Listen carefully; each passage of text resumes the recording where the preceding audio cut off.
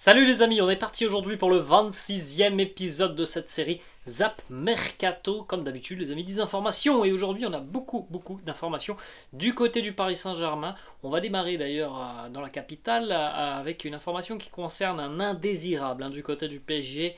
On essaye par tous les moyens de se séparer de ce joueur, ça ne sera pas simple. Layvin Kurzawa, qui est toujours lié avec le Paris Saint-Germain pour encore 2 saisons jusqu'en 2024. L'OGC Nice semble être très intéressé par Layvin Kurzawa pour pourquoi pas le mettre en concurrence avec le jeune Melvin Barr. Alors après, maintenant, il faut connaître aussi la position du joueur. Est-ce que Kurzawa, ça le dérange d'être à Paris sans jouer? On n'a pas l'impression que véritablement ça le dérange. À Kurzawa, l'année dernière, les amis, il faut se rendre compte, il n'a joué qu'un match, c'était le premier de l'année, le trophée des champions.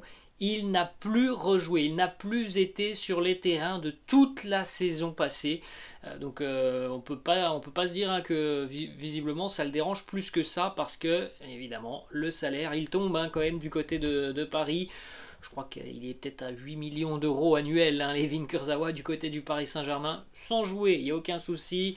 Il n'a même pas besoin de faire d'efforts à l'entraînement. Il ne sait qu'il ne jouera pas, mais il y aura quand même 8 millions d'euros à la fin d'année. Donc est-ce que le joueur va vouloir quitter le PSG pour l'OGC Nice? Est-ce qu'on peut discuter d'un prêt? Évidemment, ça c'est un gros point d'interrogation. En tout cas, oui, le Paris Saint-Germain aimerait s'en séparer, mais c'est pas aussi simple que cela. On va enchaîner les amis avec une information qui concerne le milieu de terrain défensif brésilien Luis Gustavo, ancien milieu de terrain notamment de l'Olympique de Marseille. Il avait laissé d'ailleurs de très bons souvenirs du côté de la cité phocéenne. Ça fait maintenant 3 ans qu'il était du côté de la Turquie avec Fenerbahçe. Et bien Luis Gustavo va aller tenter une aventure du côté des Émirats, et plutôt du côté de l'Arabie Saoudite avec le club d'Al Nasr, club qui est entraîné par l'un de ses anciens entraîneurs, à savoir Rudy Garcia. Il arrive donc gratuitement, puisqu'il était en fin de contrat avec Fenerbahçe à l'âge de 35 ans, donc il y a certainement aussi un joli petit pactole qui l'attend du côté de l'Arabie Saoudite. Ensuite les amis, on va aller du côté de Manchester United, où les Red Devils veulent se renforcer au milieu de terrain, et on a ciblé le profil du milieu de terrain serbe Sergej Milinkovic-Savic, qui évolue toujours du côté de la Lazio de Rome. Alors ça fait déjà plus de 2 ans et demi qu'il y a beaucoup de rumeurs autour de Milinkovic-Savic. À chaque mercato il y a des rumeurs, parce que c'est un joueur quand même de grande qualité. C'est un alors c'est un milieu de terrain, mais c'est quelqu'un qui est doté d'une énorme frappe de balle, qui est très précis, et c'est quelqu'un aussi qui a une très bonne vision du jeu. Donc c'est un milieu de terrain très complet. Il est capable de marquer.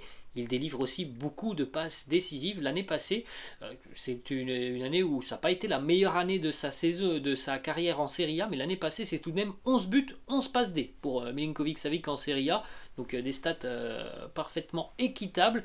Manchester très intéressé après voilà, sur ce dossier. Ce qui est toujours un peu compliqué, c'est de savoir à quel prix la Lazio serait prêt de se débarrasser de Milinkovic-Savic. On sait par exemple que l'année passée, ou il y a 2 ans, le PSG était très intéressé. La Lazio avait demandé un prix exorbitant pour Milinkovic-Savic, et évidemment ça avait refroidi le Paris Saint-Germain. Ensuite les amis, on va retourner du côté de Paris, et cette fois-ci ça va concerner aussi le FC Barcelone. Alors selon le quotidien Sport, Xavi aurait demandé le retour de Lionel Messi, non pas pour cet été, mais pour l'année prochaine, 2023. Lionel Messi sera en fin de contrat avec le Paris Saint-Germain. Alors peut-être que d'ici là il aura prolongé, on ne sait pas, mais en tout cas Xavi aurait demandé le retour de Léo Messi en 2023. Et ce qui est intéressant, c'est que voilà, cette information, on peut le dire, elle a été quand même confirmée par Joan Laporta, qui il y a 24 heures à peu près faisait une déclaration très intéressante sur Lionel Messi, où il disait que l'histoire entre le Barça et Lionel Messi n'est pas terminée, et elle ne sera jamais terminée, et que voilà, du côté de Barcelone, on n'hésitera pas, si on a l'opportunité l'année prochaine de faire un retour, de faire signer Lionel Messi pour un retour, on le fera. Donc c'est une information évidemment qui nous vient et nous provient aujourd'hui, mais l'année prochaine ça pourrait être quelque chose de terriblement excitant si jamais Lionel Messi faisait son retour du côté de Barcelone pour boucler tout simplement la boucle, là où tout a démarré pour lui, et là où il s'est construit en tant que joueur et l'un des meilleurs joueurs d'ailleurs de l'histoire de ce sport. Ensuite, on est toujours du côté de Paris, on a une information là aussi qui concerne un indésirable qui lui aussi a un très joli contrat du côté du Paris Saint-Germain, très joli salaire pour lui qui ne joue quasiment jamais, qui en plus de ça a été très souvent blessé la saison passée, le profil offensif. Julian Draxler qui est toujours du côté de Paris, le PSG aussi essaye de s'en séparer mais c'est pas facile. Newcastle est très, très intéressé, le PSG demande entre 20 et 30 millions d'euros.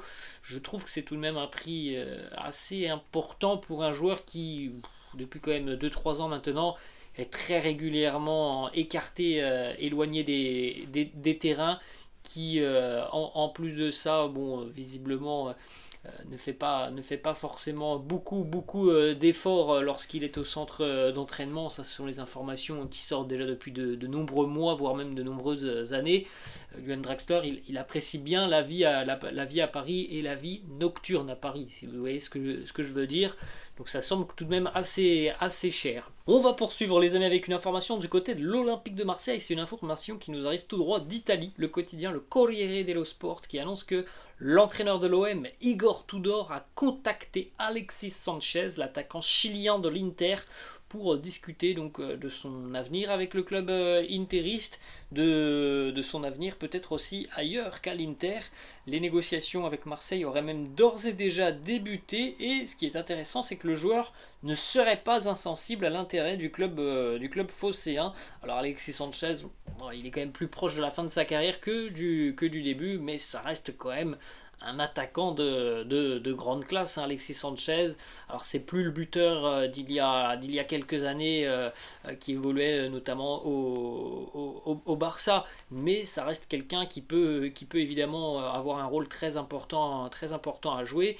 C'est sûr que du côté de l'Inter, ça sera compliqué pour lui avec le retour de Lukaku, la présence de Lautaro. Déjà que la saison dernière, il jouait, mais 9 fois sur 10, il était utilisé en tant que super sub. Il entrait en cours de jeu en seconde mi-temps, donc il peut se poser des questions sur son avenir et pourquoi pas l'Olympique de Marseille. Ensuite, les amis, on va retourner du côté de Paris avec une nouvelle information. Cette fois-ci, c'est un joueur qui est un ancien Parisien et qui pourrait, pourquoi pas, tenter de revenir du côté de Paris. En tout cas, c'est le quotidien 11 Mondial qui nous annonce que la maman d'Adrien Rabiot fait tout son possible pour que son fils puisse revenir du côté de Paris. Alors bon, là, les amis, hein, ça serait quand même très très surprenant. Je pense qu'il y a très peu de chances de voir Rabiot revenir du côté de Paris, parce qu'il a quitté déjà le club aussi en très mauvais termes, hein, lorsqu'il est parti du côté de l'Italie.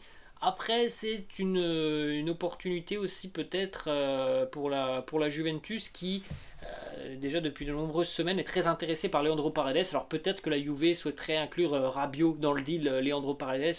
Après, bon, tout ça les amis, c'est hypothétique. Je suis pas sûr que le PSG soit très chaud à l'idée de voir revenir Adrien Rabiot. Autre information les amis, ça concerne encore une fois une piste du Paris Saint-Germain, c'est Nordi Mukiele. Alors on en parle déjà depuis quelques jours, Nordi Mukiele qui devrait arriver sur les tout prochains jours du côté de Paris, puisque Fabrizio Romano a annoncé qu'il y avait un accord entre le joueur et le PSG, qu'il y avait même un accord quasiment bouclé entre le PSG et Leipzig. Ce matin on apprend donc que Chelsea est entré dans la course pour Nordi Mukiele.